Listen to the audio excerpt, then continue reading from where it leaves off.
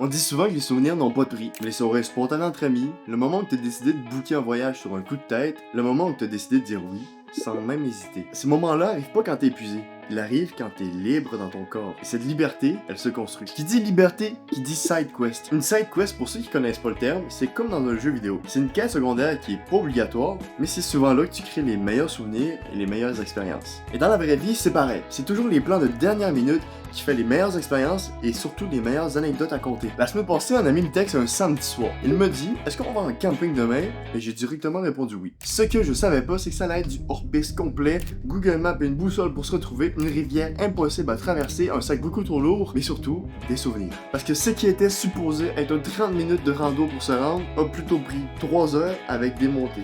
Comme ça. Mais une fois installé à notre camp, avec notre feu, à pêcher et à dormir à la belle étoile, crois-moi que tout ça en valait la peine. C'était une side quest très réussie et très spontanée, mais quelqu'un qui n'est pas en forme, qui a mal aux genoux, mal au dos, aurait sûrement pas pu autant en profiter. Pas parce qu'il manquait de volonté, mais sûrement que son corps avait juste pas suivi. Être en santé pour beaucoup de gens, c'est une question d'apparence. C'est un chiffre sur la balance ou un objectif physique à atteindre. Pour moi, la santé, c'est la liberté dans ton corps. Et cette liberté, c'est d'être capable de dire oui quand quelqu'un te propose quelque chose et pas de trouver une excuse pour rien faire ou rester assis toute la journée. C'est d'être capable de prendre action et de vivre pleinement. Alors voici 3 choses que je fais tous les jours pour avoir un corps qui me permet de faire ce que je veux, quand je veux. Mais avant, il y a des choses à ne pas faire, sinon tout le reste, ça sera pas utile. Et ce qui est particulier, c'est qu'on les normalise tellement qu'on n'est même plus au courant de tous les dommages que ça peut avoir. Et la première, c'est le téléphone. Il y a des chercheurs qui ont analysé l'effet qu'a les lumières bleues sur le cerveau le soir. Et en gros, le résultat, c'est que la sécrétion de mélatonine est grandement diminuée lorsque tu utilises ton téléphone le soir. Et la conséquence que ça a, c'est une moins bonne qualité de sommeil et surtout, les personnes qui étaient à l'étude s'endormaient vraiment moins rapidement. Et pour être 100% honnête, je suis le premier concerné. Ça fait maintenant 2 ans que je pose des vidéos dans le but de partager ma progression, partager des conseils pour aider toutes les personnes qui souhaitent développer un corps plus fonctionnel. La conséquence que ça a, c'est que je suis constamment sur les apps de réseau, TikTok, Instagram, YouTube, tout ça, tout ce que tu veux, j'y suis, ok? Dès que tu ouvres l'application, t'es sur les Reels. Donc, exemple, j'ouvre ça, bien sûr, j'ai une vidéo. Fait que si je veux aller dans les messages, je passe par les vidéos. Donc, si elle a un minimum d'intérêt envers moi, je vais l'écouter, j'en passe un autre, encore ainsi de suite. Et là, boum! J'ai perdu 10 minutes à scroller. Et les solutions concrètes pour gérer ça, j'en ai trouvé, qui ont très bien marché et que j'applique maintenant tous les jours. Mais pour ça, je vais en parler dans une autre vidéo parce que là, c'est pas le sujet. Donc, abonne-toi si tu veux pas manquer ça. Et maintenant, l'alcool. Je vais pas faire celui qui gâche la fête, mais clairement, je vais prendre un parti. Ça fait bientôt 4 ans que je n'ai pas bu une seule goutte d'alcool. Et est-ce que je regrette?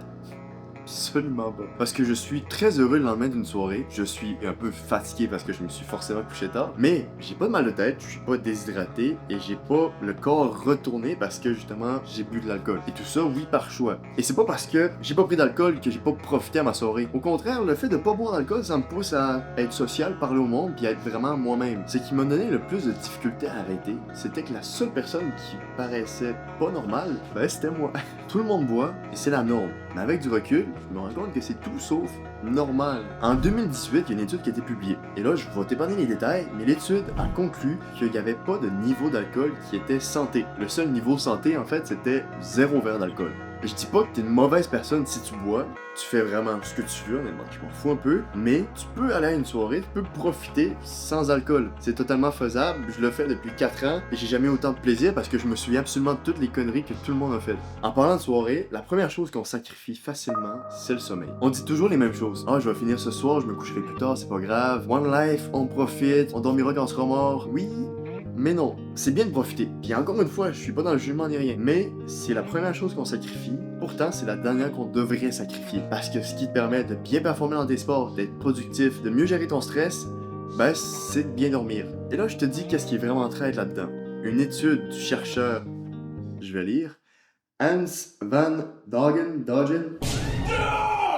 de l'Université de Pennsylvanie a montré que des sujets qui dormaient 6 heures par nuit pendant 14 jours consécutifs avaient une performance cognitive équivalente à 2 nuits blanches complètes. Mais quand on leur demandait comment ils se sentaient, ils se décrivaient comme légèrement somnolents, pas épuisés, juste un peu fatigués parce que leur corps s'était adapté à ce niveau d'énergie réduit et l'avait normalisé. Autrement dit, plus tu accumules une dette de sommeil, moins ton corps réalise à quel point il est en dessous de son niveau normal d'énergie. Et tu penses que c'est normal de te sentir comme ça, mais pas vraiment. C'est juste la nouvelle base que ton cerveau a accepté d'avoir. Et le sommeil, c'est pas du temps perdu. C'est l'investissement le plus rentable que tu puisses faire sur toi-même. Donc si tu as une action à faire après avoir écouté cette vidéo, c'est de commencer à avoir un bon cycle de sommeil. Et la deuxième action qui est vraiment importante, c'est sur l'alimentation. Mais là, regarde, on va pas se casser la tête. Pas besoin de manger sec, pas besoin de calculer chaque gramme, chaque macronutriment que tu puisses manger. Une seule règle que je suis tous les jours et que je dis à tous mes athlètes, c'est la règle des 80%. Assure-toi que 80% de ton alimentation proviennent